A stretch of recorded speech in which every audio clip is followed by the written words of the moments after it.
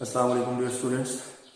आज की वीडियो में जो हमारे पास 10th क्लास की फिज़िक्स का यूनिट नंबर 11 जिसका नाम है साउंड, इसके जो न्यूमेरिकल प्रॉब्लम्स हैं वो मैं सॉल्व करूंगा।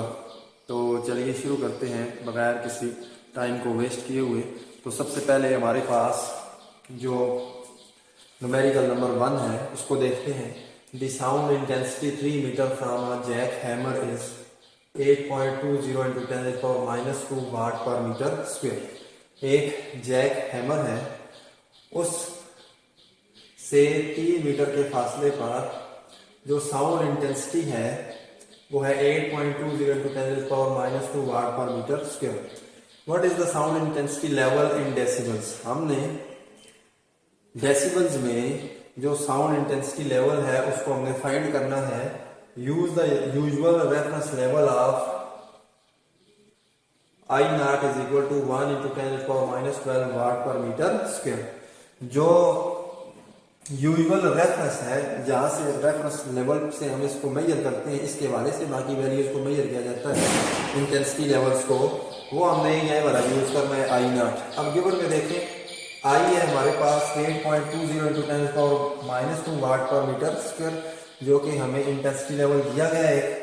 जो यूजुअल रेफरेंस लेवल है I naught वो हमारे पास है 1 into 10 to the power -12 वाट पर मीटर स्क्वायर। फाइंड क्या करना है? तो फाइंड हमने साउंड इंटेंसिटी लेवल फाइंड करना है डेसिबल्स में। तो डेसिबल्स में जो साउंड इंटेंसिटी लेवल होगा वो होगा बीटा। बीटा से इसको जाहिर करेंगे, बीटा हमने फाइंड करना है। इसके लिए फार्मूला कौन सा यूज होगा? तो as beta is equal to 10 log of I divided by I naught। ये हमारे पास फार्मूला होगा, टू द बेस 10 होगा log, इसको लिखें ना लिखें, ये आगे क्या है डेसिबल। तो डेसिबल में जो इंटेंसिटी लेवल हमारे पास आएगा, वैल्यूज पुट करें। Beta is equal to 10 log I, log और I की वैल्यू है 8.20 into 10 to the power -2 और I naught जो हमारे पास है वो 1 into 10 to the power -12 है। तो 8.20 को 1 से डिवाइड करेंगे, 8.20 ही आएगा। 10 to the power -2 है, ये 10 to the power -12 जब ऊपर हो जाएगा तो +12 होगा। +12 -2 हमारे पास आएगा 10 to the power 10। अब जब इसका log लेंगे, 8.20 को 10 to the power 10 के साथ मल्टीप्लाई करेंगे और उसका log लेंगे तो आंसर आएगा 10.9। 10.9 को 10 से मल्टीप्लाई करते हैं तो बीटा आ जाता है 109.14 डेसिबल्स, और ये है हमारे पास sound intensity level in decibels. उसके बाद दूसरे क्वेश्चन को सॉल्व करते हैं। तो A ship is anchored where the depth of water is 120 metre.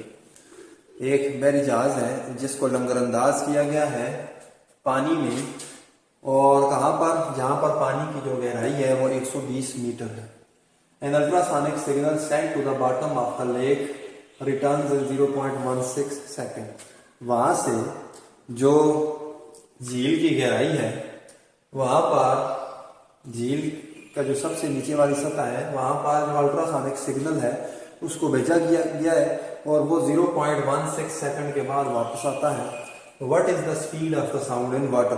तो हमने फाइंड करना है कि पानी की जो स्पीड होगी, साउंड की जो स्पीड होगी सॉरी, वो पानी के अंदर कितनी होगी। तो speed of sound in water हमने फाइंड करनी है।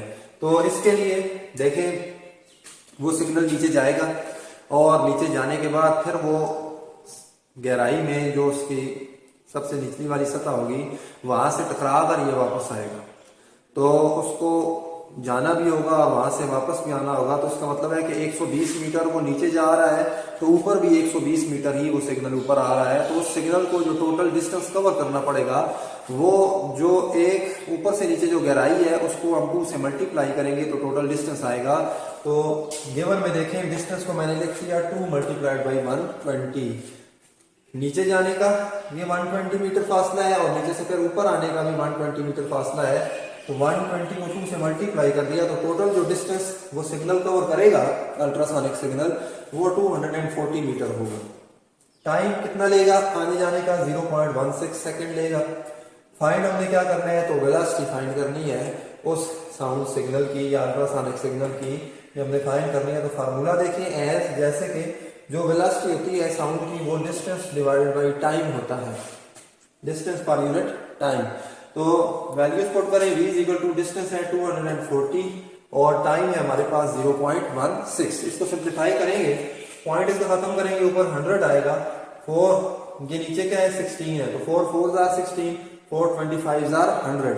अब ये 4 1 is 4 और 4 60 आर 240, 60 को 25 के साथ मल्टीप्लाई करेंगे, आंसर आएगा 1500 मीटर पर सेकेंड। तो इसका मतलब ये हुआ कि उस अल्ट्रासोनिक सिग्नल की जो वेलोसिटी होगी पानी के अंदर वो 1500 मीटर पर सेकेंड हो जाएगी। ये इस तरह हम इसको फाइंड कर लेंगे। तो डियर स्टूडेंट्स, उसके बाद क्वेश्चन नंबर 3 स्टार्ट करते हैं। A gun shot from a .22 rimfire rifle has an intensity of about I is equal to 2.5 into 10⁻13 I naught। एक हमारे पास .22 rimfire राइफल है, इससे जब गन शॉट ली जाती है यानी कि फायर किया जाता है तो जो इंटेंसिटी होती है इसकी साउंड की वो है 2.5 into 10⁻13 I naught। Do we need to wear ear protection. अब ये जो साउंड की इंटेंसिटी होगी ये ज़्यादा होगी तो क्या हमें ईयर प्रोटेक्शन कानों के ऊपर, कानों को ढांपने की, उनके ऊपर कुछ लगाने की ज़रूरत है ताकि हमारे इतनी ज़्यादा जो आवाज़ पैदा हो रही है इससे हमारे कानों को कोई नुकसान ना पहुंचे। ये हमसे पूछा जा रहा है कि एयर प्रोटेक्शन हमने पहनना है या नहीं पहनना, ये हमने हाँ या ना हमें जवाब देना है। आगे मजीद इसकी वजाहत की जा रही है। Considering that prolonged exposure to sound above 85 decibels can cause hearing damage और लॉस। ये कहा जा रहा है कि इस बात पर गौर करते हुए कि ज़्यादा देर तक जो साउंड है 85 डेसिबल से ऊपर वाली वो अगर ज़्यादा देर तक हम सुनते रहेंगे हमारे कानों से ये आवाज़ टकराती रहेगी जिसकी इंटेंसिटी 85 डेसिबल से ज़्यादा होगी तो हमारी समाअत को नुकसान हो सकता है या फिर हमारी समाअत मुकम्मल तौर पर भी ख़त्म हो सकती है। तो हमने इस क्वेश्चन का आंसर देना है। तो हमने ये बताना है बुनियादी तौर पर कि 85 जो हमारे पास डेसिबल जो इंटेंसिटी है इससे अगर कम वैल्यू आई तो हम कहेंगे कि हमें ईयर प्रोटेक्शन पहनने की ज़रूरत नहीं है। लेकिन अगर इससे ज़्यादा वैल्यू आ जाती है आंसर में जब हम इंटेंसिटी फाइंड करते हैं तो फिर ऐसी सूरत में हमें ये बताना होगा जी कि हाँ हमें इस साउंड से ख़तरा होगा और हमें ईयर प्रोटेक्शन की ज़रूरत होगी यहाँ पर। तो चलिए देखते हैं सोल्यूशन में गिवन है हमारे पास साउंड की इंटेंसिटी और वो है I is equal to 2.5 into 10⁻13 I naught। I naught क्या है? तो I naught रेफरेंस इंटेंसिटी है साउंड की, उसकी वैल्यू लिखना चाहते हैं लिखें, नहीं तो हम फार्मूले में ही इसको सम अप कर देंगे। तो फाइंड करना है need to wear ear protection, क्या ईयर प्रोटेक्शन पहनने की जरूरत है, इसके आगे इंटरोगेटिव साइन है। फार्मूला में देखें तो वही इंटेंसिटी लेवल वाला फार्मूला होगा। इंटेंसिटी लेवल बीटा किसके इक्वल है 10 log of I divided by I naught decibel. So decibel unit है यहाँ पर। Beta is equal to values put करें, putting values 10 multiply by log 2.5 into 10⁻13 है I और इसके आगे है I naught divided by I naught फार्मूले का, इसको यहाँ पर हमने I naught लिख दिया। अब यहाँ पर हमने इसकी वैल्यू क्यों नहीं पुट की, क्योंकि ये I naught इस I naught के साथ कैंसिल हो जाएगा, ये हमारे लिए आसानी होगी, हमें वैल्यू पुट करने की जरूरत ही नहीं होगी। तो 10 multiplied by log of 2.5 into 10⁻13 आ गया। जब इसका हम log लेंगे 2.5 को 10⁻13 के साथ मल्टीप्लाई करेंगे, जो आंसर आएगा उसका जब हम log लेंगे तो आएगा 13.39 मल्टीप्लाई बाई 10 के साथ इसको मल्टीप्लाई करेंगे तो आंसर आएगा 133.9। राउंड ऑफ करते हैं 9 को खत्म करके तो ये 34 बन जाएगा। तो beta is equal to 134 decibel. अब ये हमारे पास इस साउंड की इंटेंसिटी आई है जो कि गन शॉट फायर किया गया है किससे .22 रिम फायर राइफल से। अब ये देखिए 85 डेसिबल से ये काफी ज्यादा है। जब ये ज्यादा है तो इसका मतलब है कि हमें प्रोटेक्शन की जरूरत होगी।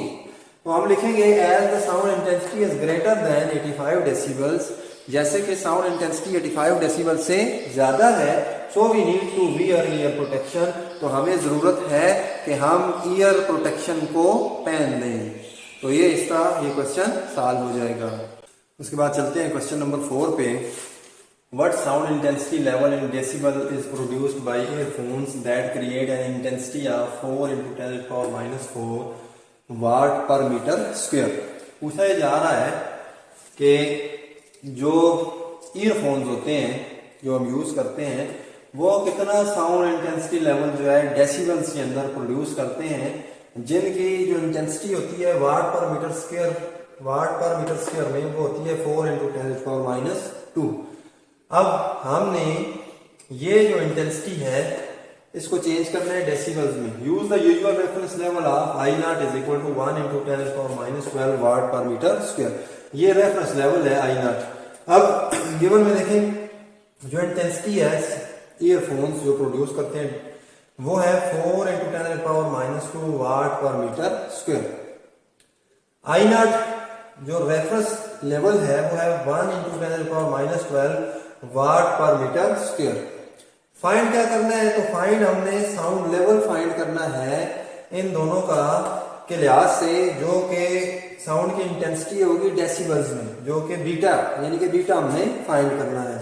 फार्मूला में देखें तो बीटा इक्वल होगा 10 into log I divided by I naught, और यूनिट यहां पर क्या है डेसिबल्स। पुटिंग वैल्यूज, तो वैल्यूज पुट करते हैं। Beta is equal to 10 log I की जो वैल्यू है वो है 4 इंटू 10⁻², और रेफरेंस लेवल जो साउंड का है वो है 1 इंटू 10⁻12। अब 4 डिवाइड बाई 1 करेंगे 4 ही आएगा, 10⁻12 ऊपर जाएगा 10⁻+12 होगा, +12, और ये -2 प्लस 10 हो जाएगा 10⁻10।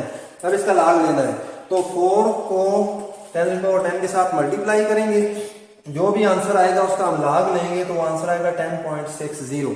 10.60 को 10 के साथ मल्टीप्लाई करेंगे तो जो हमारे पास इंटेंसिटी लेवल आएगा डेसिबल्स में वो होगा 106.02। यही साउंड इंटेंसिटी लेवल हमने डेसिबल्स में फाइंड करना है।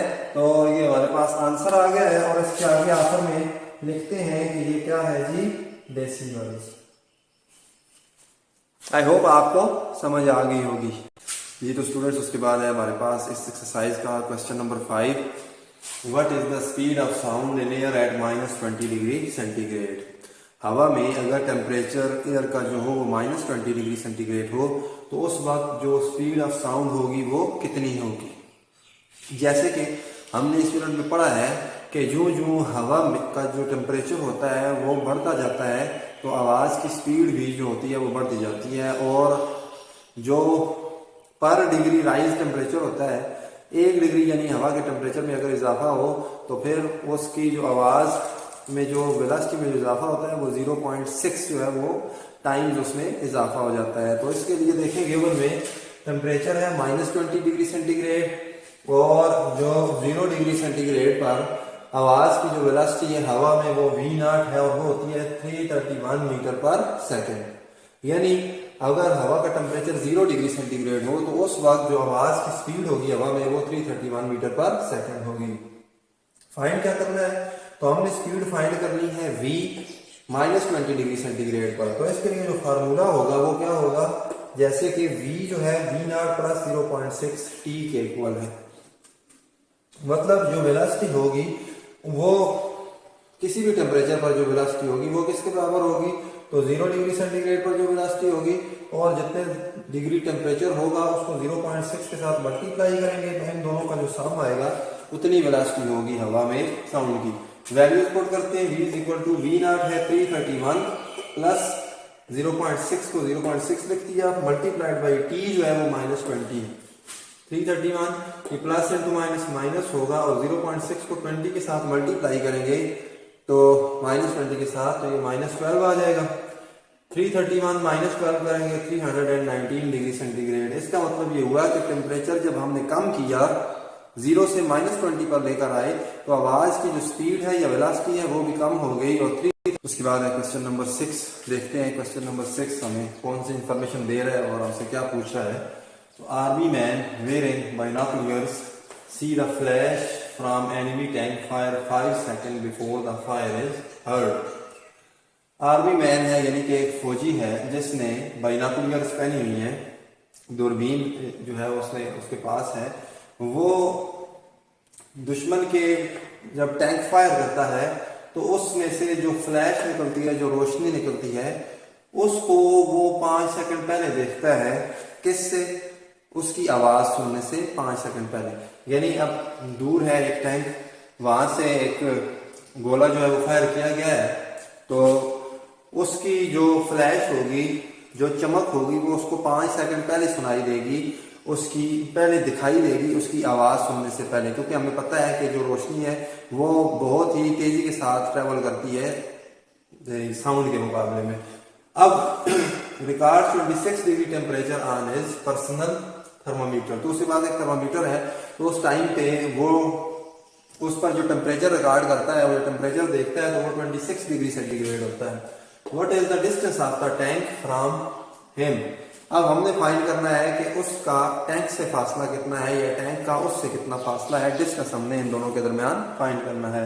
तो गिवन में देखें हमारे पास टाइम है 5 सेकंड, यानी 5 सेकंड पहले वो देख रहा होता है लाइट को उसकी आवाज सुनने से पहले। टेम्परेचर जो रिकॉर्ड करता है कैपिटल टी है वो 26 डिग्री सेंटीग्रेड है हवा का। फाइंड हमने डिस्कस करना है एस उस आर्मी मैन के और टैंक के दरमियान। फार्मूला क्या होगा, वही फार्मूला होगा स्पीड का, v is equal to distance divided by time, जो कि हम स्पीड ऑफ साउंड के लिए कैलकुलेट करते हैं। और यहाँ से s किसके इक्वल हो जाएगा वो फाइंड करना है, तो ये v इंटू टी के बराबर हो जाएगा। s को यहीं पे छोड़ेंगे, t इससे डिवाइड हो रहा है, इधर जाकर v से मल्टीप्लाई हो जाएगा। इसको हम इक्वेशन नंबर 1 कह देते हैं। अब इसी में ही हमने वैल्यूज पुट नहीं करनी, क्यों, क्योंकि हवा का जो टेम्परेचर है वो 26 डिग्री सेंटीग्रेड है और 26 डिग्री सेंटीग्रेड पर जो स्पीड ऑफ साउंड होती है वो हमने फाइंड करनी है कि वो कितनी होगी। तो उसको फाइंड करने के लिए हम लिखेंगे बट जो v है वो किसके इक्वल है, वो v0 प्लस 0.6 t के बराबर है। इसका मतलब ये होगा कि 26 डिग्री सेंटीग्रेड पर जो स्पीड होगी साउंड की वो 0 डिग्री सेंटीग्रेड पर जो स्पीड होगी और साथ में जो टेम्परेचर होगा उसको 0.6 के साथ मल्टीप्लाई करेंगे तो इन दोनों के सम के बराबर होगी ये स्पीड ऑफ साउंड। तो v is equal to v0 जो 0 डिग्री सेंटीग्रेड पर जो स्पीड होती है साउंड की हवा में वो 331 होती है, प्लस 0.6 को टेम्परेचर के साथ मल्टीप्लाई करेंगे जो कि 26 डिग्री है। इन दोनों को मल्टीप्लाई किया, आंसर 15.6 आया। इसको हम 331 में ऐड करेंगे तो अब जो स्पीड ऑफ साउंड आएगी 26 डिग्री सेंटीग्रेड पर वो होगी 346.6 मीटर पर सेकेंड। इसकी जो वैल्यू होगी इसको इक्वेशन नंबर 1 में पुट कर देते हैं। ये हमारे पास इक्वेशन नंबर 1 है, इसमें इसको पुट करते हैं तो equation 1 implies that s is equal to v आया 346.6 मल्टीप्लाइड बाई t 5 सेकेंड है हमारे पास, तो दोनों को मल्टीप्लाई करेंगे ये आएगा 1733 मीटर। इसको 1000 से डिवाइड कर दें, किलोमीटर में अगर आंसर चाहते हैं, मीटर में चाहते हैं तो यहाँ पर काफी है, लेकिन 1000 से डिवाइड करेंगे डिस्टेंस आएगा 1.73 किलोमीटर। तो ये जो डिस्टेंस है ये फौजी और टैंक के दरमियान है और इसको हमने फाइंड कर लिया। Second last question, question number 7 है unit number 11 10th class physics sound का, जो कि है calculate the wavelength of sound at the extremes of the audible range 20 Hz and 20,000 Hz at normal room temperature of 20 degree centigrade. यहाँ पर ये कहा जा रहा है कि साउंड की जो वेवलेंथ है वो हमने कैलकुलेट करनी है। तो कौन सी साउंड की वेवलेंथ हमने कैलकुलेट करनी है, जो कि एक्सट्रीम है ऑडिबल रेंज में। ऑडिबल रेंज क्या होती है, तो साउंड की वो फ्रिक्वेंसी जिसको इंसानी कान सुन सकते हैं, जिस फ्रिक्वेंसी की साउंड को उसको कहा जाता है ऑडिबल रेंज, और वो होती है 20 हर्ट्ज से लेकर 20,000 हर्ट्ज तक।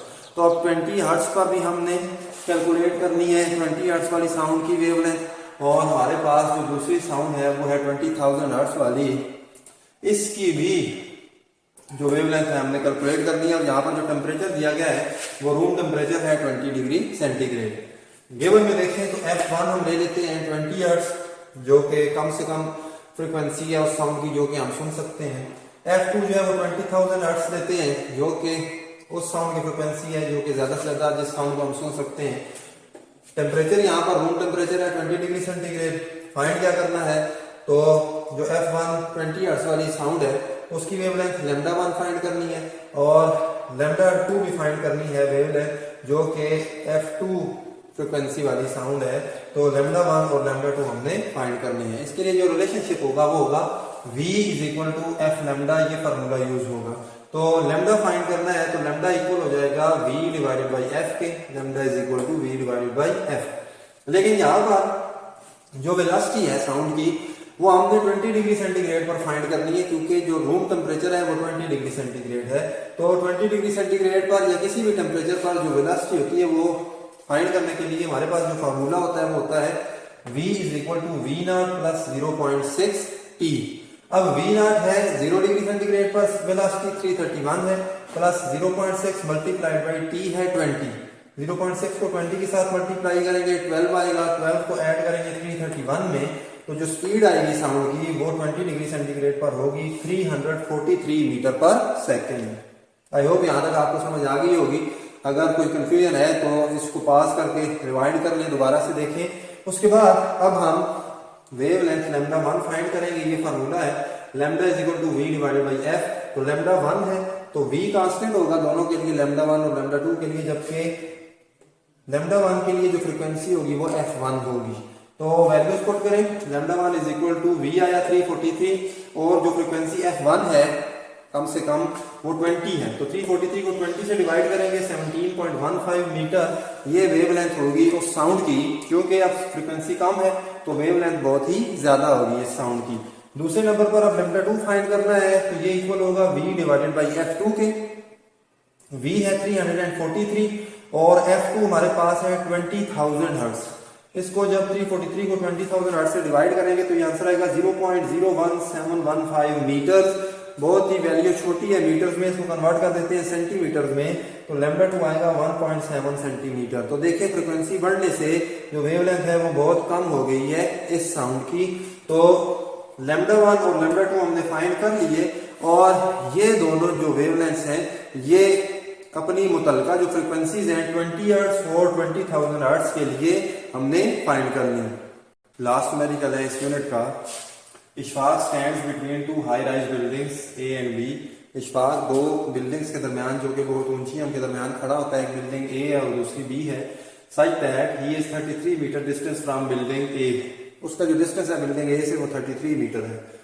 When he blows the whistle, जब वो सीटी बजाता है, he hears the first echo after 0.2 second and second echo after 0.8 second।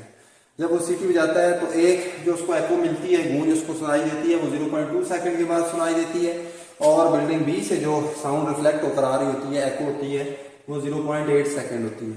Calculate, दो चीजें फाइंड करनी है। ए है द स्पीड ऑफ साउंड और बी है distance of building B from him. अब गिवन में देखें एस ए, जो इशफाक का बिल्डिंग ए से डिस्टेंस है वो 33 मीटर है। जो T1 है एको का जो टाइम है, जितनी देर में वो बिल्डिंग ए से आवाज टकरा कर वापस आती है वो 0.2 सेकंड है। और बिल्डिंग बी से जो टकरा कर वापस आती है वो T2 टाइम है, वो 0.8 सेकंड है। फाइंड क्या करना है, स्पीड ऑफ साउंड और distance of Ishfaq from the building B S B हमने फाइंड करना है। तो यानी इशफाक का बिल्डिंग बी से फासला। ए में देखें v इज इक्वल टू, अब s बाई टी होता है लेकिन हमने 2 मल्टीप्लाइड बाई एस से डिवाइड बाई T1 किया है। 2 यहाँ पर इसलिए लिखा है क्योंकि अब जो वो सीटी बजाता है तो साउंड जाती भी है और वापस भी जाती है, उस तक वापस आकर टकराती है बिल्डिंग से, टकराने के बाद उस तक पहुंचती है। तो इसका मतलब है कि उसको डबल डिस्टेंस कवर करना पड़ता है। तो 2 से डिस्टेंस को मल्टीप्लाई करेंगे, डिवाइड बाई T1 करेंगे, तो 2 मल्टीप्लाइड बाई 33 डिवाइड बाई 0.2 करेंगे, कैलकुलेट करेंगे, जो स्पीड ऑफ साउंड आएगी वो 330 मीटर पर सेकंड आएगी। उसके बाद यहाँ पर स्पीड का फार्मूला लगाएंगे और डिस्टेंस एस बी हम फाइंड करेंगे। तो स्पीड होती है डिस्टेंस डिवाइडेड बाई टाइम, लेकिन डिस्टेंस चूंकि आवाज को जाने का और आने का डबल यहाँ पर ट्रेवल करना पड़ रहा है, तो इसलिए 2 S B divided by T2 करेंगे। एस बी हमने फाइंड करना है, तो एस बी को यहाँ पर अकेला छोड़ेंगे, v T2 के साथ मल्टीप्लाई होगा, 2 एस बी के साथ मल्टीप्लाई हो रहा है, यहाँ पर डिवाइड होगा। v हमारे पास आया है 330, T2 है, दूसरा जो एको का टाइम वो 0.8 है, 2 से डिवाइड करेंगे, इसको सॉल्व करेंगे, 132 मीटर आंसर आएगा। इसका मतलब ये हुआ कि इशफाक का जो बिल्डिंग बी से फासला है वो 132 मीटर है। तो स्टूडेंट्स इस तरह हमने ये जो हमारे पास यूनिट नंबर 11 है साउंड, इसके भी न्यूमेरिकल्स हमने कंप्लीट कर लिए।